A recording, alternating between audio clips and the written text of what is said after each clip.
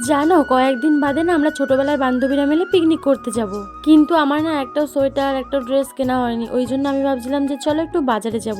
আর আমি না বাজারে যাচ্ছিলাম, আমি যে বাজারটাতে সোয়েটার কিনতে যাব ওই বাজারটা না আমাদের বাড়ি থেকে অনেকটাই দূর। আর আমি রাস্তায় অনেকক্ষণ গাড়ির জন্য অপেক্ষা করছিলাম, কিন্তু গাড়ি অনেকক্ষণ ধরে পাচ্ছিলাম না। তারপর দেখি একটা বাস আসছে, তাই আমি বাসে উঠে পড়েছিলাম। আর জানো ওই বাসে যখন উঠি, ওই বাসে না আমার একটা বান্ধবীর সঙ্গে দেখা হয়, আমার একদম ছোটবেলার বান্ধবী, মানে বলা যায় ওর সঙ্গে আমি পুতুল খেলতাম। কিন্তু ওর বিয়ে হয়ে যাওয়ার পর থেকে ওর সঙ্গে আমার দেখাই হয়। আর অনেকদিন পর আজ ওর সঙ্গে আমার দেখা হয়েছে। ওর কোলে দেখি একটা বাচ্চা। আমি তখন বলি এটা কে, এটা তোর মেয়ে নাকি?